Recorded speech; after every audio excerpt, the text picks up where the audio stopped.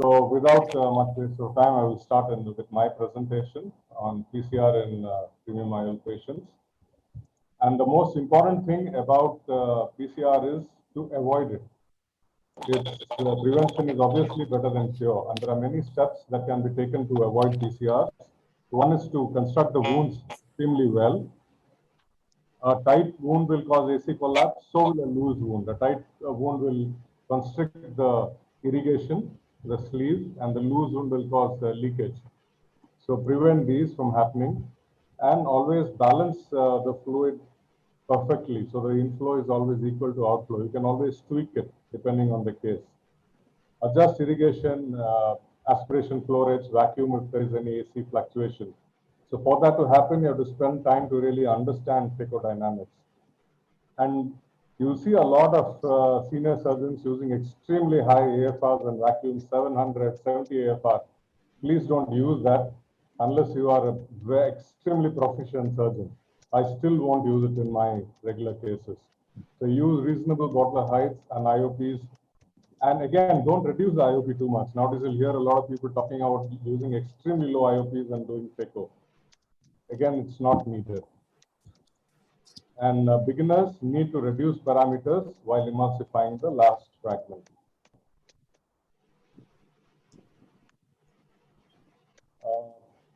The other thing is, when you're managing PCRs, take care to do it in all cases. You have to manage it perfectly with all cases, not just with premium IOLs. Work on preventing PCRs, learn the art of managing PCRs well, and you have to understand the principles of vitrectomy. And once you do this as a habit, it will become a breeze managing complications in premium IOLs. Otherwise, you'll be stuck. So precautions to take when you're noticing a PCR. First thing to do is do not just pull out all your irrigation, your phaco, handpiece, everything out of the eye. Do not shut the irrigation. Keep it inside the eye. Move from foot puzzle position 3 to 1. Keep it on irrigation. Shut off vacuum and phaco. Because when you shut off enlargement of the PCR, inject OVD, whatever is available at hand, through a side port to stabilize the AC and push the vitreous face back. Inject highly dispersive or retentive OVD if it's available. And the next step depends on when the PCR occurs. If it's right at the beginning of phacoemulsification, you cannot do a phaco, convert it to an SICS or even an ECC. If there's a small bit of nuclear bit left, you can do a phaco under OVD cover, block the PCR with OVD. And if there's a small vitreous bit with nucleus bit with vitreous in the AC, do vitrectomy and then phaco.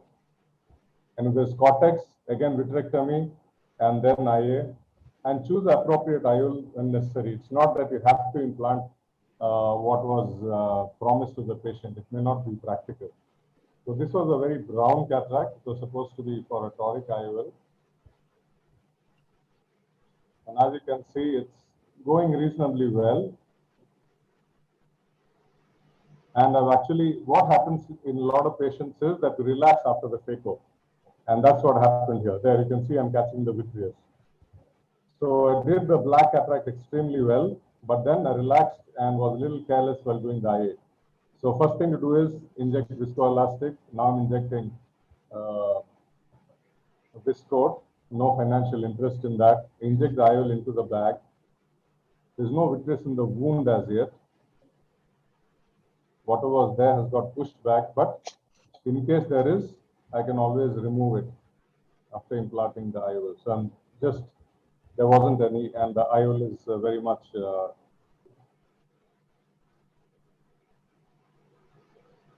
this was a PPC.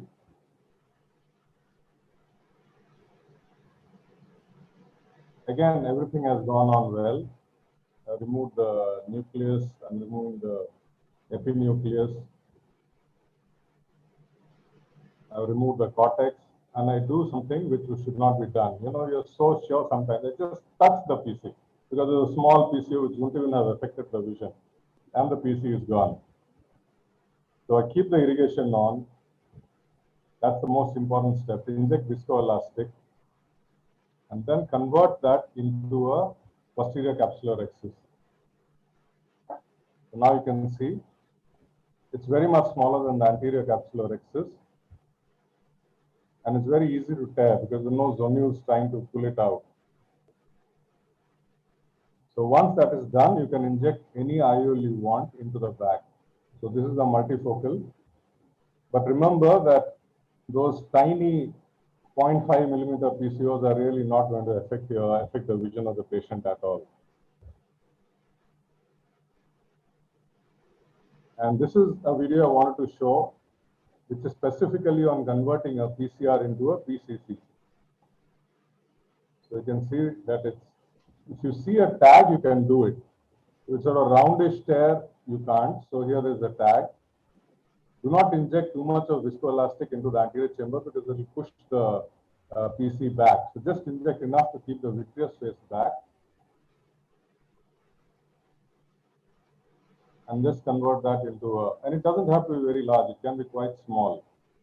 And then you can inject any IOL if you want into the bag. So this is just the hydrophilic IOL, not a problem.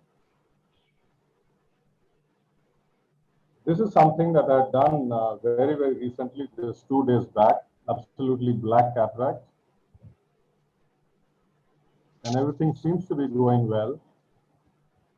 So I've done a trench and then actually got a complete crack even through the endonucleus.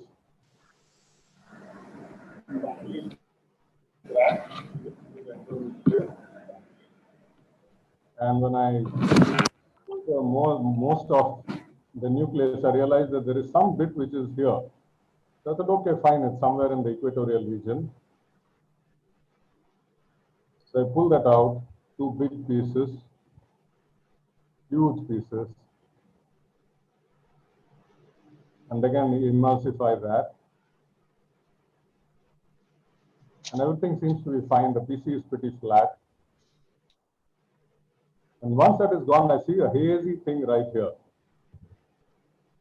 And I realize it's behind the PC. And the PC is so flat, you won't even suspect that there's a PCR or a ZT. And look at the size of that. So managed to pull it out.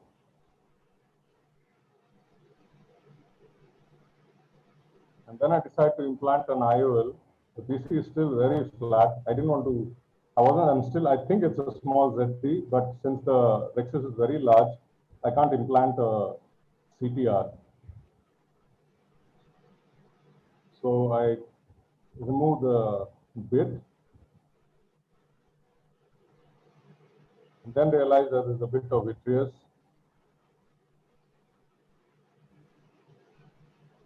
So I do a vitrectomy and everything is fine. Patient was actually doing pretty well on the first post-op day. This is the last of all the cases. It's a huge PPC. When you see this, you know that you are going to have trouble. So while it's a very soft cataract, while removing the epinucleus, the PC gives way. Inject.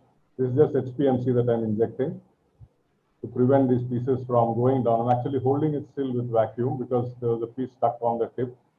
Then I expel it out with viscoelastic. I do a proper vitrectomy. And then you can make out that the vitrectomy is done because the cortex is getting aspirated quite easily.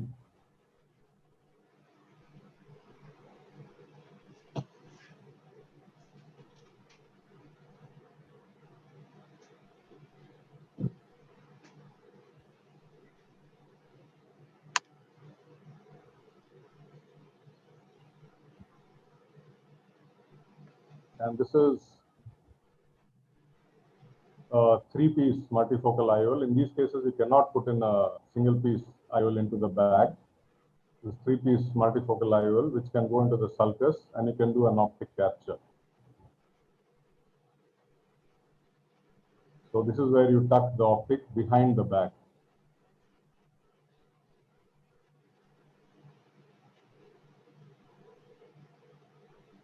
So the haptics remain in this is where I'm tucking it into the bag. You can see this is the margin of the rhexis.